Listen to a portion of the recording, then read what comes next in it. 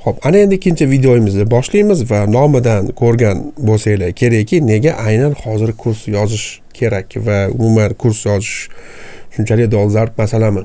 Bunaqa deyishimizga ushbu videoni nima uchun keraklar? Ochiqchasiga gaplashamiz, ya'ni ochiqchasiga o'yin qilamiz.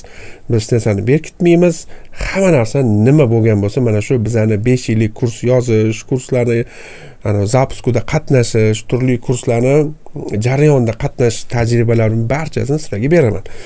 Xo'p, birinchi aytadiganim sizlarga nega aynan kurs yozish kerak?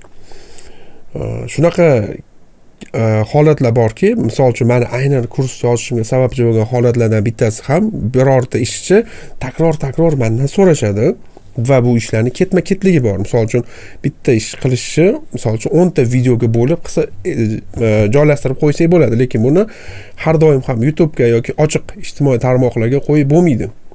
Misol uchun meni ko'rganlar biladiki, Premiere Pro va DaVinci kurslarimiz bor, ya'ni ancha katta bo'lgan montaj sohasida men shaxsan o'zim tekshirib ko'rganman. Premiere Pro va DaVinci kabi, ya'ni montaj dasturlari, agar sizlar umuman boshqa soha vakili bo'lsangiz, shunchaki yana boshingizdan qotirmaydi, shunchaki men tushuncha tariqasida aytyapman.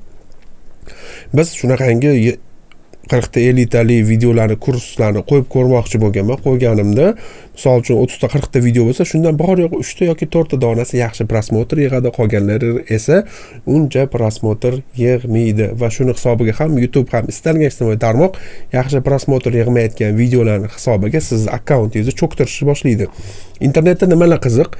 Ijtimoiy, ya'ni ochiq hisoblangan ijtimoiy tarmoqlarda turli effektlar, life hacklar, bunaqa ishni qilish oson yo'li yoki pul topish yoki o'sha sohadagi insonlar bilan suhbatlar yoki aqlli gaplar, foydali maslahatlar bo'ladi. Shunaqa narsalar nimagadir obunachilar kimdir hayotda o'zi unga aql o'rgatishni xohlamaydi, lekin asosiy obunachilarni ko'rayotgan videosini ko'rsak, ko'pincha foydali maslahat, life hack yoki kimdir unga aql o'rgatishni yoqtiradi. Shunaqangi nimagadir videolarni prosmotr ham ko'p, ya'ni bundan oldingi yillarda ko'rgan bo'lsanglar, motivatsiya beradigan, bir nima narsada aqllilik qiladigan videolarni millionlab prosmotr bo'ldi va aynan shular kurs sotishgan paytda juda ham katta daromadlarga erishdi. Bunga sabab shunchaki ko'p prosmotr bo'lgani.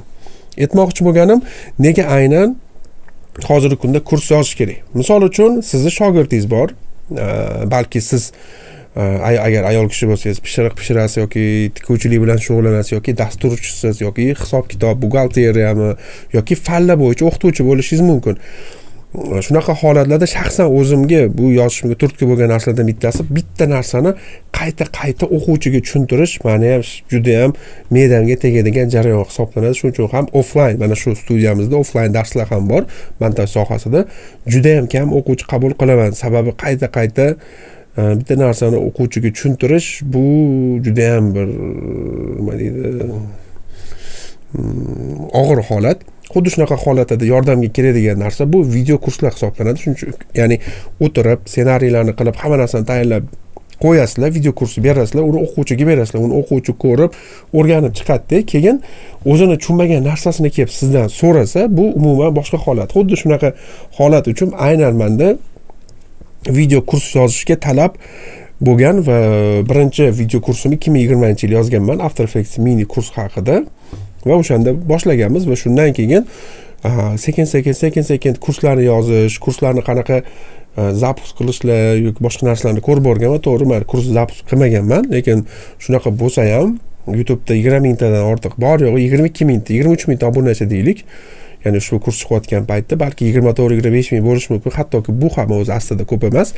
Aynan shu obunachilar soni bilan ham ancha-muncha kurslar sotuvi bo'lgan. Hech qanaqa zapusksiz, hech qanaqangi operatorlarsiz, hech qanaqangi boshqa omillarsiz, ya'ni faqatgina o'zimiz Telegram orqali va YouTube orqali e'lon berganimizda yaxshigina sotuv bo'lgan. Endi katta pul deyolmayman, u kelayotgan kurslardan kelayotgan pullar yoki boshqa narsalar bilan hammasi masalan ko'rib turgan texnika, studiya yoki shunga o'xshash rasxodlarga ketgan. Kurs yozishi asosiy afzalliklardan biri sizni hozirgi holatingizdagi qaysidir jihatdan sizga qo'shimcha daromad va sizni qaysidir moddiy jihatingizni yopib turadi. Misol uchun kurslardan kelayotgan daromad hozirgi kunda bizani studiyamizni mana shu joy arendasi, uni rasxodlari, misol uchun yangi kamera yoki mana shunaqangi chiroq, texnika, mikrofonlar olishimiz mumkin. Xuddi shunaqangi holatlarni, ya'ni bizga kerak bo'lgan narsalarni olish uchun xizmat qiladi va shuning uchun ham yangi kurslar yozib bormoqdamiz vaqt ajratib. Ya'ni hattoki shunaqa holat bo'ladi, ba'zan asosiy daromaddan ko'ra ko'proq daromad olib keladi, ba'zan esa o'zi aslida maqsad qo'shimcha daromad qilib qo'yish. Ya'ni har doim kelib turadigan passiv daromad bo'lsa, bu menimcha juda ham zo'r. Chunki har oyda yoki har 2-3 oyda ozgina vaqt 4-5 kunga chegirma qilib turgan paytingizda ham sizlarga kerak bo'lgan moddiyatinglarni ta'minlab berishi mumkin. Ana endi nima uchun kurs sotish dolzarb deydigan bo'lsak, hozirgi kunda istalgan katta soha egalari kurs sotish deganda nima deydi, ana o'tirib olib kamerani yoqib yoki programmani yoqib olib og'ziga kelgan gapni gapirib kurs sotish bilan haqiqatdan mehnat qilib, ya'ni kurs o'zi qanaqa yoziladi, qanaqa ssenariy bo'lishi kerak, qanaqa ketma-ketligi, tartibi, uni ham qonun qoidalari bor. Men sizlarga ushbu kursni yozishimdan maqsad ham aynan shunaqangi qonun qoidalarni birinchi bo'lib o'zbek auditoriyasiga olib kirish edi va shunga harakat qilib, hozir ko'rayotgan bo'lsangiz, demak, bunaqangi kurs chiqqan.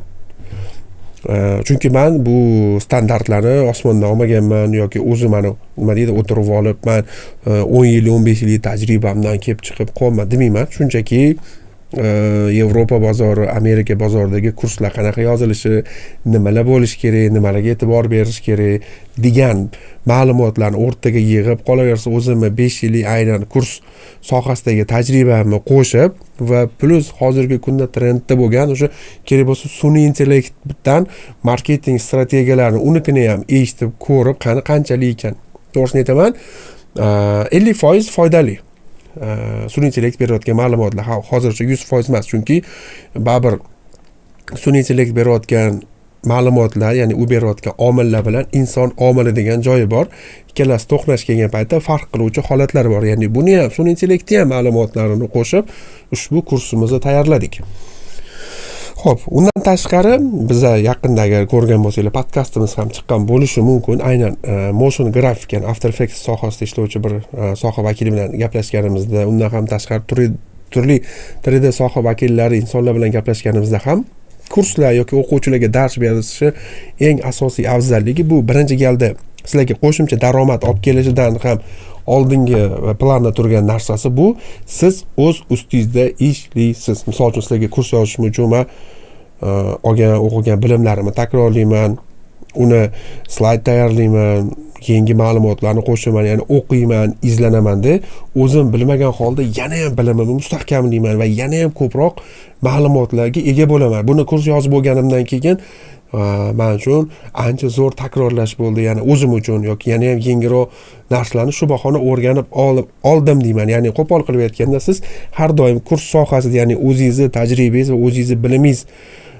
doirasida har doim trendda bo'lasiz. Ya'ni yangi narsalarni qo'shasiz, yangi bilimlarni berasiz. Chunki faqatgina eski bilimlar bilan uzoqqa borib bo'lmaydi hozirgi kunda. Misol uchun oddiygina montaj yoki media sohasida ham, 3D sohasida ham yangi bilimlar bilan olgan bilim oldingiz, shu bilim bilan uzoq 2 yil yoki 3 yilgacha borasiz. 2-3 yildan keyin yangi effektlar, yangi pluginlar, ya'ni qo'shimcha dasturlar, ya'ni yangi qilish, shu ishlarni qilish metodlari, ya'ni usullari rivojlanib bormoqda, kirib kelmoqda.